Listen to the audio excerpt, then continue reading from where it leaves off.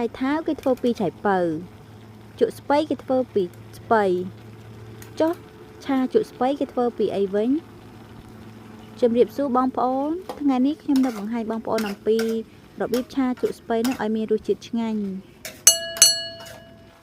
នៅក្នុងវីដេអូថ្ងៃនេះបន្តិចទៀតខ្ញុំនឹងប្រាប់បងប្អូនអំពីគ្រឿងផ្សំក៏ដូចជារបៀបធ្វើក្នុងការឆាជ្រក់ស្ពៃនេះឲ្យមានរសជាតិឆ្ងាញ់បើសិនបើបងប្អូនមិនច្បាស់គ្រឿងផ្សំត្រង់ណាមួយសូមបងប្អូនទៅមើលនៅវីដេអូខាងក្រោមនេះខ្ញុំនឹងសរសេរលម្អិតតោះឥឡូវយើងទៅមើលគ្រឿងផ្សំទាំងអស់គ្នាដំបូងគឺយើងត្រូវមានជ្រក់ស្ពៃនឹងចំនួនកន្លះគីឡូមកហើយបងប្អូនហាន់ជាចំណិតស្ដើងបែបហ្នឹងមកហើយគ្រឿងផ្សំបន្ទាប់គឺយើងត្រូវមានសាច់ជ្រូកនឹងចំនួន2ខាំហើយយើងហាន់ជាបន្ទះស្ដើងដូចគ្នាដែរមកហើយគ្រឿងផ្សំបន្ទាប់នោះគឺមានស្លឹកខ្ទឹមនឹងចំនួន2-3គល់មករបៀបឆាគឺយើងដាក់ខ្ទះឲ្យក្តៅបន្ទាប់មកយើងដាក់ប្រេងចំនួន3ស្លាបព្រាបាយហើយយើងរងចាំឲ្យប្រេងយើងនឹងក្តៅបន្តិចមក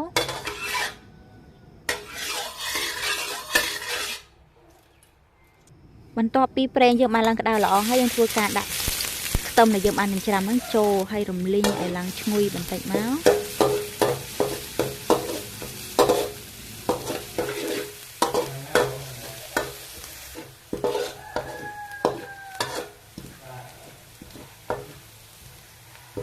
បន្ទាប់ពីខ្ទឹមរបស់យើងបានឡើងឈ្ងុយក៏ដូចជាឡើងក្រហមបន្តិចហើយយើងធ្វើការចាក់សាច់ជ្រូកយើងចូល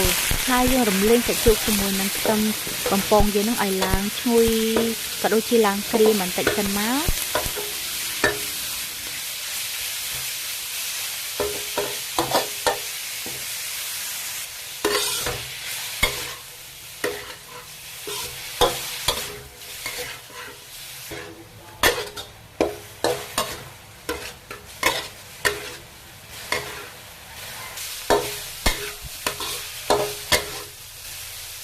បន្ទាប់ពីសាច់ជ្រូកយើងឡើងឈ្ងុយក៏ដូចជាឡើងក្រហមនិងក្រៀមបន្តិចហើយយើងធ្វើការដាក់គ្រឿងទេសរបស់យើងចូលដូចជាសាច់ត្រីមុន1ស្លាបព្រាបាយ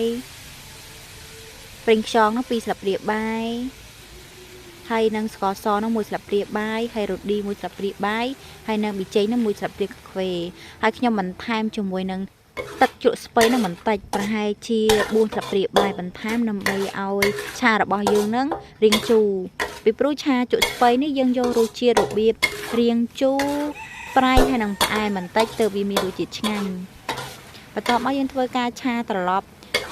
សាច់ជ្រូកយើងនឹងឲ្យឡើងឆ្អិនបន្តិចសិនមក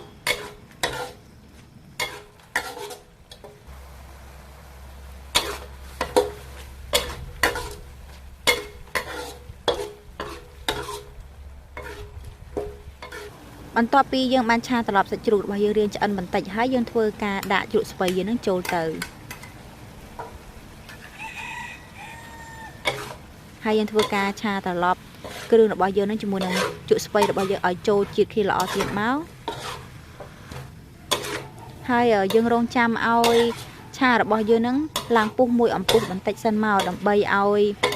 សាច់ជ្រូកហើយនឹងជ្រក់ស្ពៃរបស់យើងនឹងចាប់ជាតិជាមួយនឹងគ្រឿងបានល្អបន្ទាប់មកទៀតខ្ញុំធ្វើការបន្ថែមជាមួយនឹងទឹកជ្រក់ស្ពៃនឹងកន្លះកូនចានទៀតដើម្បីឲ្យឆារបស់យើងនឹងកាន់តែឆ្ងាញ់ហើយមានទឹកប៉ែកពីព្រោះអីយើងតម្រូវញ៉ាំជាមួយនឹងបាយ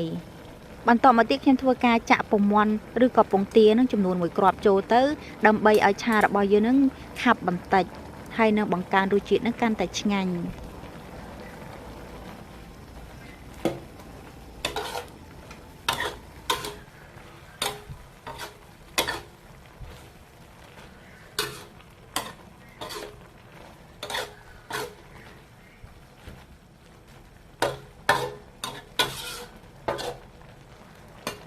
ហើយខ្ញុំបានឆាច្របល់ពងមាន់ជាមួយនឹងឆារបស់យើងនឹងឲ្យឡើងសព្វគ្នាបន្តិចមកហើយរងចាំឲ្យឆាយើងពុះបន្តិចទៀតបន្ទាប់មកយើងបន្ថែមជាមួយនឹងម្ទេសហើយនឹងស្លឹកខ្ទឹមជាចុងក្រោយនោះឆារបស់យើងនឹងរួចរាល់ជាការស្រេចហើយ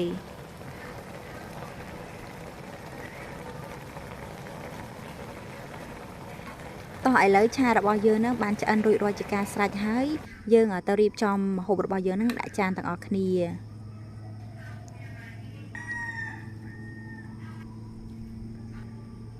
តោះយើងរៀបចំម្ហូបយើងដាក់ចានហើយបងប្អូន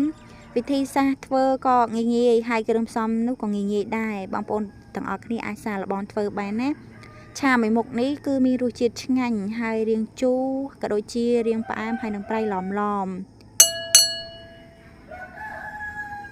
វីដេអូរបស់ខ្ញុំថ្ងៃនេះក៏ឈានមកដល់ទីបញ្ចប់ដែរខ្ញុំអរគុណច្រើនបងប្អូនទាំងអស់គ្នាដែលបានតាមដានទស្សនាវីដេអូរបស់ខ្ញុំតាំងពីដើមដល់ចប់